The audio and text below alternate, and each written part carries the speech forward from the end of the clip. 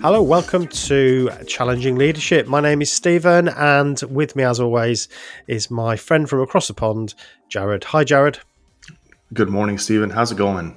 Yeah, very well, thank you. Very well. Awesome.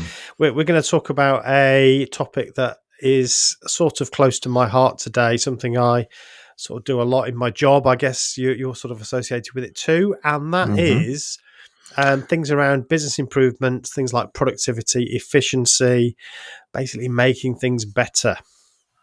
Yeah, well, you know what? I gotta hit you with a question right off. As is, Go for it. we have all these opportunities to make things better, and why is there resistance? Why do people like? Ooh. I don't like this, Stephen. This doesn't make sense to me. Even though you're presenting them with cold hard facts and proof. Well, that's a good point. Yeah. Okay, you've thrown a really interesting question straight away. So I suppose this comes back to our debate that we had a slight disagreement on about whether people like change or not. I wasn't going to go there, but you did. Yeah, we might as well. Come on. So, I guess it is a fear of the unknown, really. So, people. So, my argument is that people don't necessarily dislike change. What they dislike is being forced to make changes. So they make changes themselves, and so long as they have some agency to make decisions, and people generally are happy with that. And we actually change a lot in our lives, don't we? We start relationships, we end them, we get different jobs, we move house, and all these things are big changes, and we do them ourselves. But what we don't like is being forced into making a change. And I think so. Even if you give people facts, then that might sound like, well, how could you disagree with this change? It's obvious it's going to help, but you're kind of using facts against something that's an emotion. So the emotional element of this is what is the problem. So you kind of you're not really going to solve that by just presenting facts. But I think that, it is part of the story. Definitely, we should get into that a bit more. But I think the first thing that I want to say, and it's been kind of bugging me a lot over the last, few years, to be honest with you, is people don't know what the hell they're talking about when they talk about productivity and efficiency. And it's got worse. Fair enough. It's got worse. So in the States over there, you've got this Department of Government Efficiency, and it's clear people don't know what the word means. But over here in the UK, we keep talking about productivity and the productivity problem we have in the UK. And again, it's clear that people don't know what they're talking about, even the people on the news. So let me give you an example that proves people don't know what they're talking about when they talk about this. So in the UK, we have a National Health Service. And I'm not going to get into the pros and cons of that, but that's what we have in the UK. So we have a National Health Service that is paid for by everybody's taxes. So that means that everybody, you can pay private, but most people use the National Health Service. So if you have a problem, you go to the hospital and, everybody gets the same sort of level of care. And as you can imagine, it's a huge organization. It's the biggest employer in the country by quite a long way. So all the doctors and nurses and support staff and all of that, of course, is part of the team at the National Health Service. And every year we talk about making the health service better. And we talk about being more productive, making the health service more productive. And the question is, okay, well, what does that actually mean? And straight away, they start talking about more operations, more treatment, more people being seen, and so on and so on. And so we need to increase doctors and nurses. And politically, that's the thing that governments do. We need more doctors, we need more nurses, we need more people in the NHS. But the more people you have, that has an effect on productivity. So my question is, imagine if you overnight, this could never happen, but just as a matter of a thought experiment, if you doubled the people that work at the National Health Service, if you doubled them overnight, how many treatments would you need to increase productivity? Let's say you do 1 billion treatments over a year. just 1 billion treatments over a year, and you doubled your staff, how many treatments would you need to do over the year to just stand still on productivity? Well, you'd have to double it. You'd have to double it. You'd have to do twice as many Yeah. just to stand still. Pretty clear. So productivity is not about doing more or producing more. It's about doing more with less or doing the same with less. Yeah. So it's related to the amount of effort you're putting in. So that's right. Again, if you're a business and you're turning over $1 million a year, then if you double your staff and double your overheads, you've got to make twice that, 2 million a year, just to stay where you are. So it's this relationship between and it's normally related to people. When we talk about productivity, we normally talk about people. So it's related directly to the amount of people you've got. So just increasing the output is not increasing productivity. Yes, you're producing more, but it's not increasing productivity. Now, that simple fact is completely misunderstood by, I reckon, 90%, if not more, of the population. And you can tell the reporters, the journalists don't know what they're talking about because they keep talking about outputs, not about productivity. So that's one of the big problems. So what do you think about that? Is that a problem where you are? Well, I would say yes, and I think maybe the problem is that it's put so simply by you that I think the simple things are the most difficult things to understand sometimes. I mean, really, Yeah. it's a similar issue in the United States as well, because I feel like that anytime there's a problem, then the idea is we need to throw more people, more resources at the problem. And the other side of the coin is that people have a tendency to address the symptoms rather than find out what's the real issue there. I always like to ask the question, why? I teach a root cause analysis course, and my biggest question is why. And it's so interesting when you do workshops, you have very experienced individuals, engineers, people with super intelligence. And right away, after a couple of whys, they've already figured out, whoops, we didn't even get to the root. And it's because you have to keep drilling in, almost like a child who's going to say, why, Yeah. why? But we have to do that, and we don't. We just stop at the surface level. So just like with your situation with the National Health Service, I could probably pick a multitude of different things, but we see the inefficiencies. I'll pick one that I find hilarious. Is we have a thing called the DMV, the Department of Motor Vehicles, and just so you know, it strikes fear in the heart of any robust individual if they have to go there to do something with their license plate or their driver's license, because you might be there all day.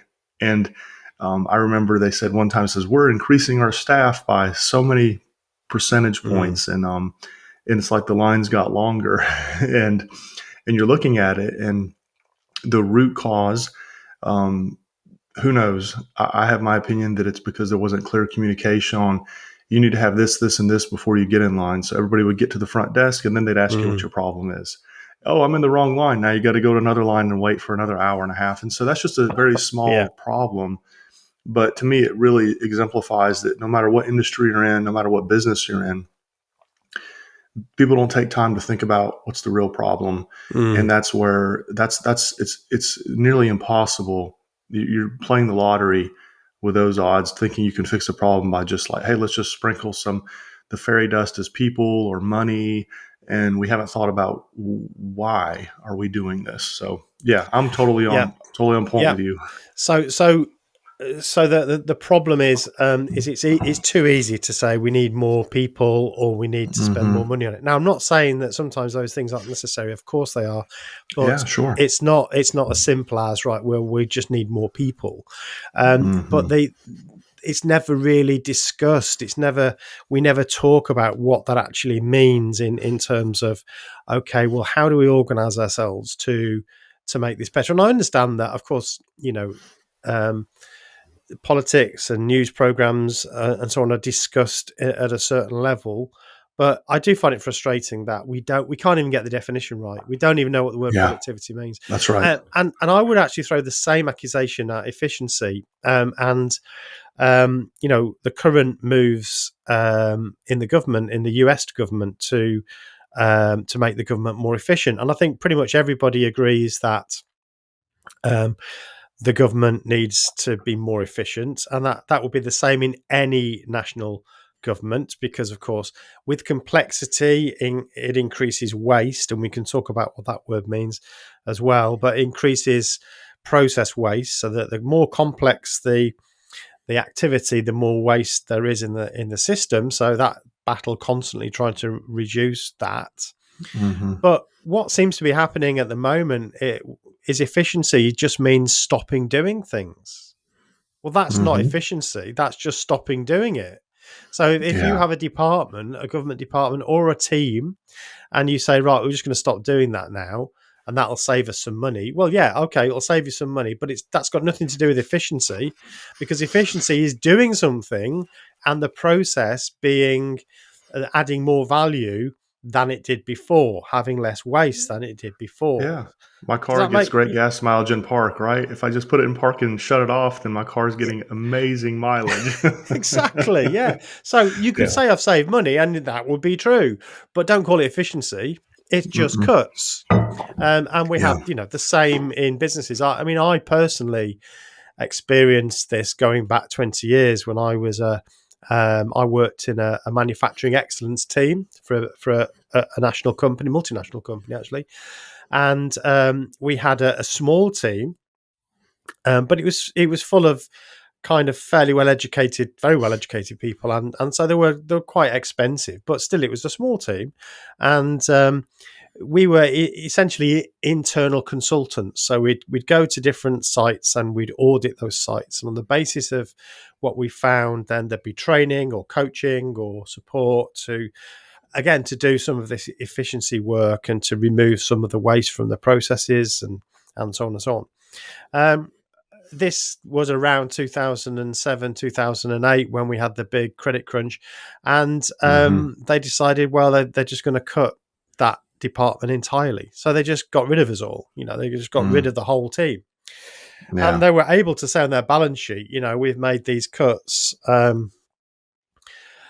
Great, but that didn't make the business any more efficient. In fact, it made it worse. And then what happens is I and my team, small training team, we just sold back to the business as individual consultants what we'd been doing for free, well, for a normal salary, Yeah. for the last 5 years. And we charged them a lot more than they were going to be paying before. Plus, of course, those business units that didn't do any of that and they didn't have any of the efficiency stuff that we were doing with them, obviously they became less efficient. And years later, not that many years later, you start through the grapevine, you start to hear, yeah, they've got another manufacturing excellence team in Hmm. there, or they're employing consultants again to do the same thing. Yeah. So that is not an efficiency saving; it is a cut. So again, That's right. people don't know what the words mean. No, no, I agree with you 100%. This isn't very challenging because we're like totally on the same page with this, but I think it needs Yeah. to be hashed out. Well, I think we're challenging the Yeah. industry, and we're also Yeah, we're challenging, I think, challenging it. Yep. the journalism that goes into talking about this stuff. We should be challenging the politicians who are claiming that this is increasing productivity, or this is making the business or the government more efficient. We should be challenging those terms, because actually that's not Yeah, what we're talking about. We're that's talking right. about cuts, which may be justified, but just be honest, that's what they are. They're cuts. And we're talking about throwing more people at things, which isn't in itself going to make you more productive. In fact, it's Hmm. likely to make you less productive. The more people Yeah. you put into a business, the more you've got to do. And obviously, Hmm. it's about doing it well. So Yeah. we've mentioned a Yeah. couple of things here already. We've talked about waste, and we've talked about things like root cause analysis. So let's Hmm. frame it a little bit and say what Sure. actually these sorts of activities should be doing. Where do you want to start with that before we kind of Um, get into it. Well, maybe we let's give proper definitions Yeah. to efficiency and Okay. productivity. What does real productivity look like, and what does real efficiency look like? Um, I always go to a mechanical mindset, especially when I think about efficiency, because that's the world I live in with the company that I work for. Yeah. And when we talk about efficiency, it's almost like we're saying we want to be able to do more work or produce more power with something that's the same. Mm. And so that's just where you start there. So I don't know if that'd be the proper definition, but that's where my mind goes with that. So it's like It's a good if you have descriptor. to buy, Yeah. yeah, because if you have to buy, say, double the size of your motor to get the same efficiency, did you really? Yeah. You Yeah. know, so So I that's a good. I think that's a good way of describing it. For me, it's about the process. So if you're talking about hmm an efficient process, or a business being efficient, then its processes are doing what you want them to do. They're delivering the outputs that you need hmm with the minimum amount of effort, and it's the processes that are doing that. So, an example for that would be to reduce something like double handling, for instance. Rather hmm than taking it to a place, doing something to it, taking it back again, and then bringing it back again. Okay, that's double handling. You're doing something to it twice. Can you not do those two things to it at the same time?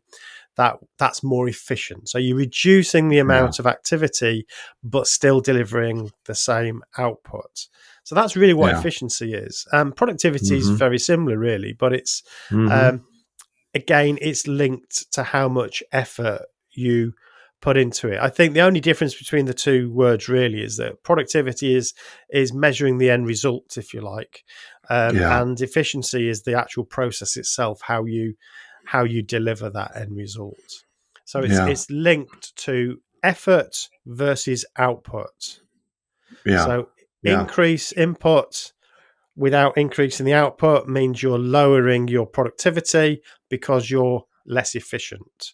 Increase in output staying the same with your inputs means that you are increasing your efficiency as a process, and that's delivering you more productivity.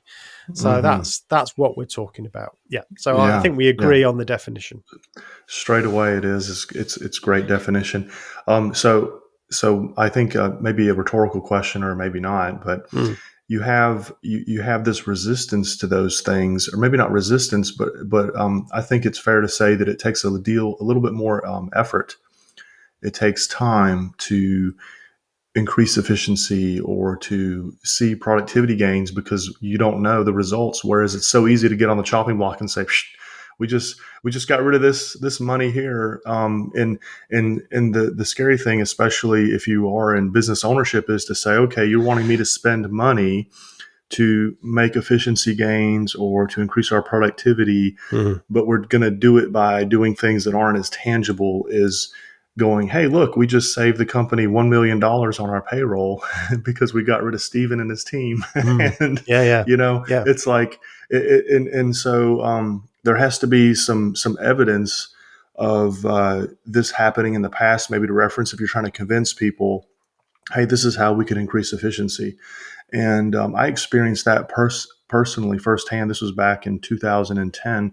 We started optimizing our processes for production, and we had other countries that had already done it. So we used them as a stepping stone, or like, hey, look, this is what they did, and we're going to try to do it too. But you have to convince people, and so I think that the convincing part is one key, but also what are things that you should look at? Like if people are listening to this podcast and they're like, hey, I'd love to increase the efficiency, or I'd love to be more productive. Mm. What are some success stories related to that? And I'm sure you've seen some because you deal with this a lot over there. That's maybe some points to go to. Yeah, okay, that's a good one. So yeah, case studies can be really useful. So you can say, look, here's an example of how this can deliver a reduction in your wasteful activities. I mean, I'm a lean practitioner, so I don't know whether Mm-hmm. you use lean, but so yeah, the concept for me that's really useful is this one of muda or waste. So muda, the Yeah, Japanese word for absolutely. waste, or process waste in actual fact. So we're not talking here about things that you throw away necessarily, but we're talking about the wasteful processes. So anything that you're doing to the product that isn't adding value. So that's the opposite of waste. Think about it as it's, value is one twin and waste is the evil twin. That's why I talk about it.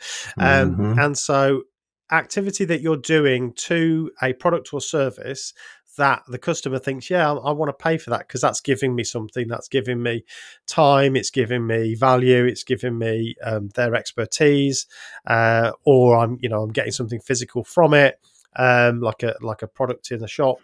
Then anything that you're doing that is adding that value, is making that thing that the customer will pay for, then that's okay. But anything that's not adding value, then that's considered to be waste, or muda, as the Mm-hmm. Japanese call it. And so you'll never get rid of all of that because there's lots No. of activity. In fact, the majority of what we do is not really adding the value. So if you move raw materials from one side of the factory to another to start working on it, then that act of transporting it from one side of the factory to another is not adding any value to the product. Therefore, it's waste. So that's Mm-hmm. where you would say, right, could we reduce the amount of transport that product has to go through? So you'll never Yeah. remove it entirely, but you can reduce it, and that's the activity. So yeah, Yes. in lean, as you know, there's a whole bunch of wastes, Mm-hmm. things that we find ourselves doing, like moving stuff around, people Mm-hmm. moving around, waiting for Mm-hmm. things, doing things twice, Yeah. um, reworking things. All of this is actually where the waste lives, and so you start to target those things. Mm-hmm. And I think that's where you're able to make your case. So yes, you can have a case study. I totally agree with that. Um, but because it's not rocket science. It's No, fairly it's common not. sense if you apply these principles. But you're able to say, look at how much time we spent moving this product around. On one of the factories that I worked in, they did a pin and string exercise on a tub of coleslaw, Mm. and they said, right, how much does this coleslaw move around the factory, just being made, and from its raw Mm-hmm. materials you can actually track the amount that it's moving, and yeah, it's moving miles, Mm-hmm. miles of Yeah. movement of transport of this Mm-hmm. product. So let's see if we can reduce that. And that's kind of common sense, but it's once you explain it like that, okay, well, all that Yeah. effort that's going into moving that thing around, let's see if we can reduce that, and that will give us some savings. So yeah, Yeah. that's the sort of thing that we can do. I was thinking you if you start with simple things, I think that's one of the things like with 5S Mm. and the philosophy behind that. Big changes are going to give you either big positive changes or big negative changes. And Hmm. I see, hey, you got your, yeah, I'm distracted now. I'm looking at your Yeah, puppy yeah. dog. This is Pepper, our little dog. Yeah, Pepper wants to join yeah, yeah. She's the joining in the conversation. seat Okay, there. that's fine. I love it. So we did a very simple thing. We have in one of our production areas, we have a mezzanine, which is like a upper level where there's a couple of offices, but they can observe the entire production floor. Mm. And we said, all right, so we tell everybody in the plant, time to clean up. Stop your work. We're gonna spend the last 15 minutes of the shift cleaning up. Mm. And we're looking out there, and you watch, and there's people kind of standing around, and they're looking, and there's a couple of people they're sweeping up. And what we came to realize is you have 20 production cells, and you have 5 brooms and 5 dustpans and 2 trash cans. Yeah. So guess what? We blew our budget and bought a dustpan and a broom and waste bins for every production cell. And then we tried it again, and everybody was able to do it. So sometimes we focus on, hey, you need to sweep faster. No, that's not being more efficient. Mm. You Yeah. need to give people the tools so they can do it. And that's a simple level of cleaning up a process where now, guess what? Inefficiency is standing with your hands in your pockets And it's not because they don't want to do something. It's because you don't have them with the tools in their hand to do Absolutely. it. And that Absolutely. dustpan and that broom could be translated to software, or it could be the way meetings are held, or the hierarchy of a company and departments. It's all related. I tell people, I was like, do you have enough brooms? You don't have to double the number of doctors you have. It could be something as simple as, does everybody have a clipboard and a pen? Absolutely. Here's another one. People wandering around looking for other people. Yeah, This is one yeah. of my biggest bugbears. And all you need is a board, or it could be electronic or physical, but that says who's in today. Mm-hmm. If you've got a board that says who's in today, then you don't need to go looking for Jared all over the Yeah, factory or all over the yeah. office, because he's not there. So what's the point? You don't Mm-hmm. need to go and look for him. He's not Yeah, there. that's Um, right. and that, I mean, I used to work. I had a desk on a mezzanine floor, actually, and because I wanted to observe the factory, and that was one of the things that I just noticed, that the salespeople would constantly be wandering around the factory looking for the team leaders to talk about the product. Now that's a Mm-hmm. conversation they needed to have, but they were often Mm-hmm. just wandering around looking for these people, and sometimes they weren't even in. So Yeah. yeah, it can be really simple, and I suppose with waste removal and efficiencies, normally uh, we are talking about incremental change. So we're normally talking about fairly small things that we're doing. And it's that continuous improvement thing. So you just keep going around that Mm-hmm. cycle. Right, what else is there that we can reduce a little bit? It's rare Yes. that you have these big step change things that can, and that's normally new equipment. Really, Mm-hmm. that's normally something like Mm-hmm. a big investment that Sure. takes some time to obviously to be paid for. Um, Yeah. I have my own little improvement process. I call it the simple improvement process, and Mm-hmm. um, I'm happy to share it if you think that would be interesting. Yeah. I'd love to Um, hear it. so I always start with a clear reason why. So it's got 6 steps in it, and the first step is, right, why are we doing this? And so that's Mm-hmm. the business reason. So that could be safety, could be one of the we've talked about a couple of the wastes already, but some of you may have heard of Tim Wood as the acronym that helps you to remember these different wastes. So transport, inventory, motion, waiting, overproduction, over processing, and defects. So these are Mm-hmm. the things that you should be looking for. So if you spot some of these, and that's giving you a good reason to then say, right, I want to do some work on this. So you need a clear Mm-hmm. reason why first. Mm-hmm. So have that, write it down, be really clear about it. Next step is to understand your current state. So that's where you'd observe, you'd measure, you might do a brown paper exercise where you have the process and you map it all out. You might do Mm-hmm. value stream mapping. Basically, you're trying to understand what you're doing currently. You might do a bit of timing. You might do some. This is where you might get your clipboard out and see how long it takes you to do Mm-hmm. certain things, and you really understand the current state. Then you decide, right, what's the goal? So you define your goal, and you think, right, this is where we want to get to. And again, you make it a SMART goal, so it's got clear measurables, exactly what Mm-hmm. is it you want to change, and then you've got what you've got where you want to get to, and then that identifies the gap in between, which is where you can then start to think about what you're going to do. So that's the next stage. Mm-hmm. Stage 4: plan your activities, plan the project, plan the change. Um, and then the next step is to execute that change using the plan that you've got and the measures that you've decided on. And then your final one is your review, which is basically just checking to see whether you've done it. And also part of that review is, right, is there any more?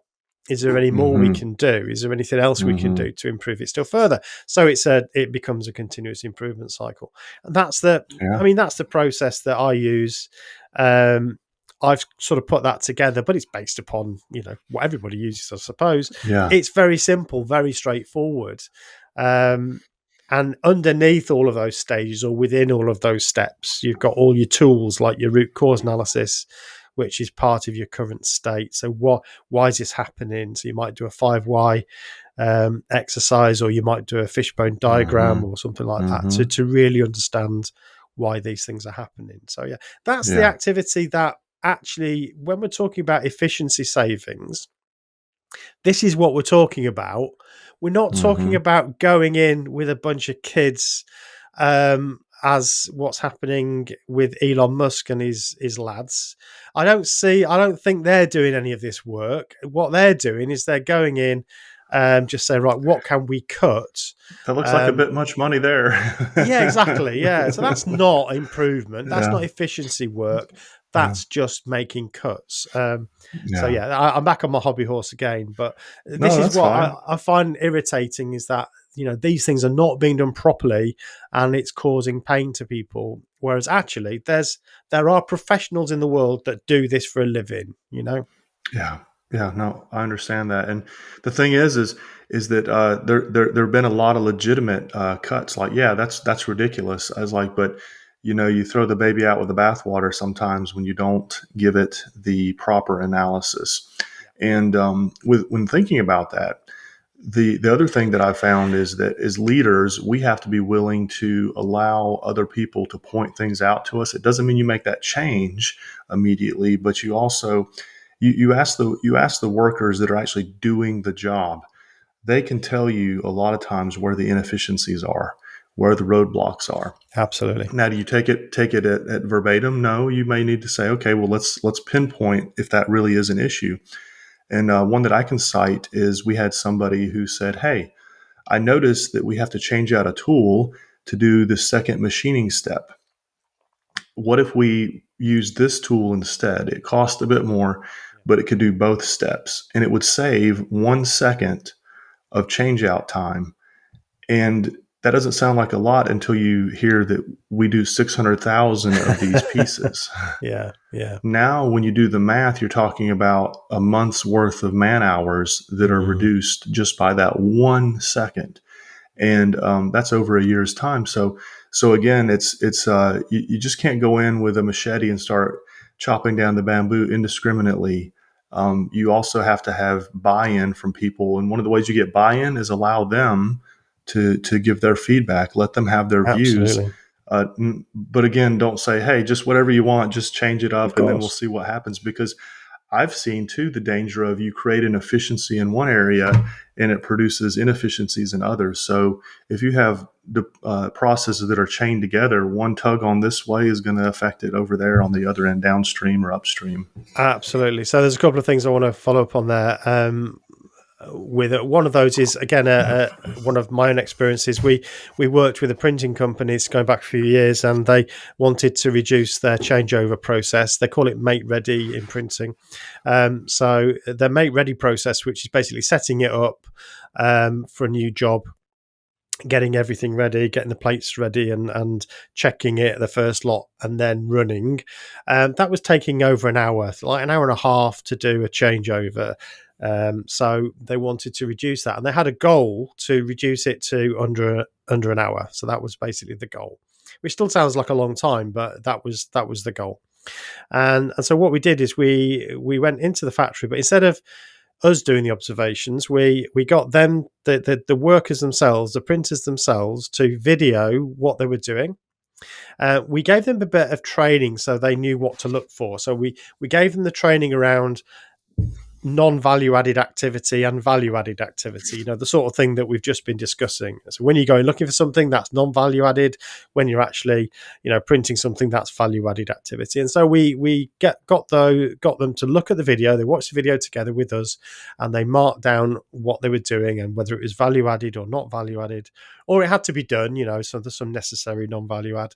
And they did all that exercise. And the thing that was really interesting was they were kind of slightly amused by their own wastefulness, so they said, where am I going? Well, where have I gone? And they disappear for 20 minutes, and he'd come back with a tool or something, and they'd sort of realize what was happening.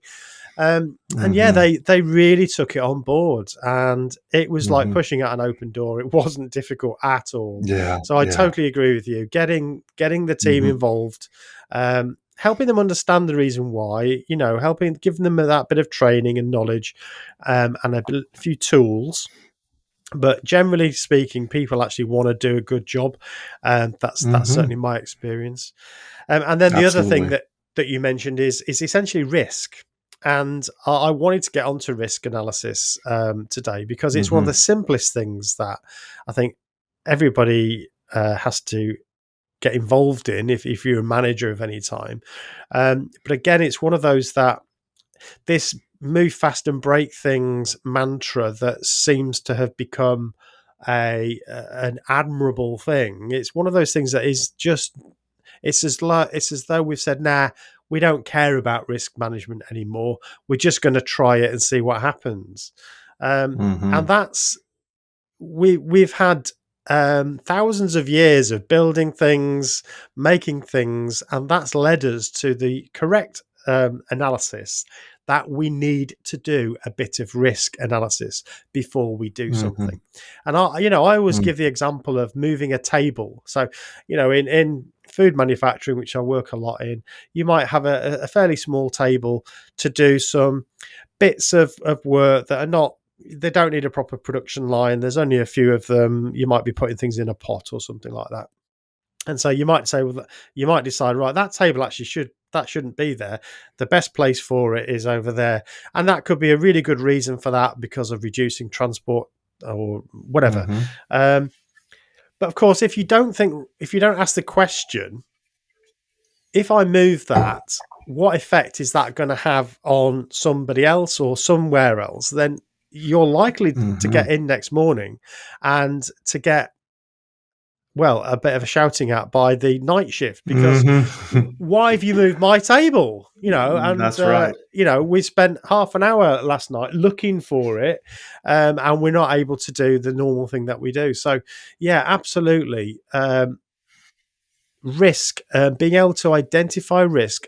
And yeah, if we're going to take a risk, then fine, but understand what it is at least and what the mitigations are for it.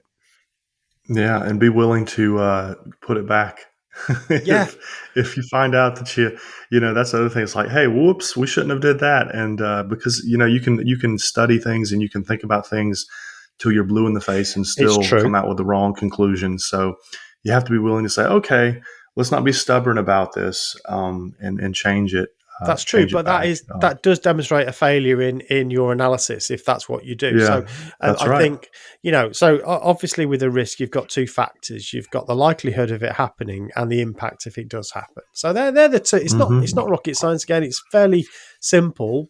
Okay, what is the likelihood of this thing happening? So you think about all the things that could happen, and then question, right, how likely is it? And then what is the impact if it does happen? So things that are Yeah. low impact and unlikely, well, yeah, fine, you can take a risk with that.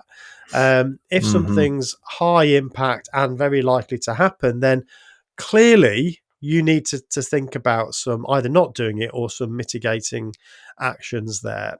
Again, this is not rocket science, but No. it seems like there is a zeitgeist around certainly big organizations where it's almost like, oh, well, we just can't, it's going to try it, see what happens. We can always put it back later.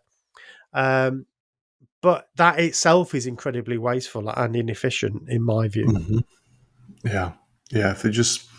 If they would, if people would spend more time uh, doing that risk analysis, doing the thought process, everything that goes through it. You mentioned a lot of different things. We call it cardboard engineering, where we may engineer out a new production cell, and we make a new cell out of cardboard, and we fake assemble a component, and we have workers go through there and say, "All right, here's your fake tool. It's cut out of Right. cardboard, and oh Okay. yeah, this should be here." And so there's minimal cost expended because we're using cardboard that we're just going to recycle anyway, Yeah. and then we come to a conclusion, and it just makes it easier to fine tune it. What I would say is that the mentality we have to avoid is we he's retired, so I can make fun of him now, Okay. but he did not want his things moved, so we come to visit him, and he had bolted down this production cell with like 20 different bolts into the concrete. So there was no way to move this table. There was no, it was like, it was going to, And he's like, "This is where it should be." And it was funny because we realized, nope, that is not where it should be. And we finally got him to realize it. And it was Wow. like, so there he is on the ground with a wrench, and he's taking all the bolts out. Would you like some help?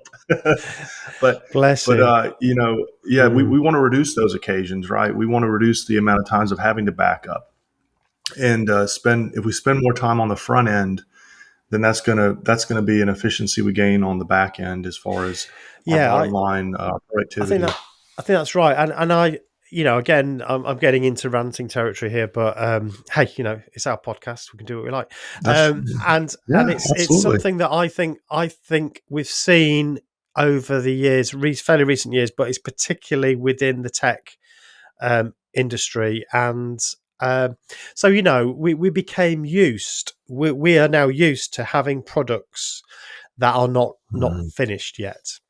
Yeah. And that, I think Microsoft started that, if I'm honest. So we Mhm. bought software that wasn't finished. And I'm not talking about beta testing here. I'm talking about things that were being sold as completed, but then identifying bugs and problems when users started to actually use them. And there was an old joke Yeah. going back years, which was, why test your products when you've got 3 billion people that can do it for you, and that's essentially Mhm. what they do. And it's worse now because Yeah. software manufacturers can update products very easily That's right. with remote updates, and so that's now cars and other consumables, things like printers and um, well, everything, computers, of course. Yeah. Um, so you don't actually have to get the product right before you roll it out. And Yeah. again, that's just not the way. Imagine, I don't know, 50 years ago, um, that's not how we made cars. That's not how we made fridges and ovens and so on. We tested them Yeah. literally to destruction, and then Mhm. we sold them. And That's right. it's just that the minimum viable product ethos, I think, has been rolled out now to pretty much everything. And it's like, well, let's just get Mhm. it out there. Let's get it on the market. If it doesn't work, well, we'll fix it as it's being used. I That's reject right. that. I think that's wrong. Let's stop doing that. It's terrible. Terrible, terrible. Yeah. Yeah, can you imagine you buy a car and, you try to take a left turn and they're like, "Sorry, we haven't updated the We haven't done that vehicle bit yet yet. to take a left Yeah. turn." But that's essentially what we find with software, and Yeah. who knows with, the technology in vehicles. I mean, now you get EVs that can be updated with software, so there's just so many things we're not yeah, we're crowdsourcing the testing, and, Absolutely. We're crowdsourcing it. And, if you and wanna if you wanna if you wanna do that with, ice cream or food, that's yeah. fine. Don't do it with my phone, or my computer. Yeah, up to a point. This may or may not kill you. But yeah, I think the AI introduction of AI is another example of this. It's completely irresponsible the way that the tech companies are releasing AI into the world. We don't know what effect it's going to have. Now, I'm not saying you have to be. I know there is another extreme where you don't do anything because you're scared, and I get that. But Yeah.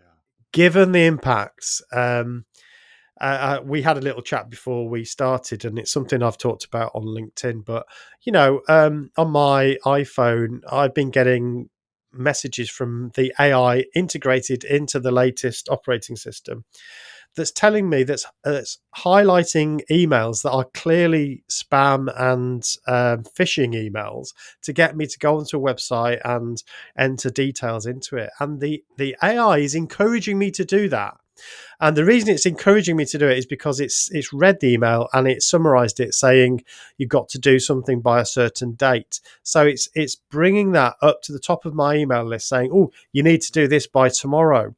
But it's a phishing email. Now, I'm pretty savvy, but I can imagine my dad, for instance, who's got his own smartphone. I can imagine him looking at that, thinking, "Oh, I need to update that thing," and his own phone is lying Yeah, to him about it. that's right. That's right. Yeah, we're getting gaslit by technology now. Yeah, It's it's it's so only a matter of it's scary. time. before many people are getting. I think a lawsuit is on its way at some point because somebody's going to get massively scammed by a phishing email that somebody's looked at and thought, oh, this, I need to do this, and my phone is actually telling me to do it. It's just another example, and I don't think Apple are the worst really, but it's just another example of industry not planning things properly, not executing things properly, and imagining that we can sort of pick up the pieces afterwards.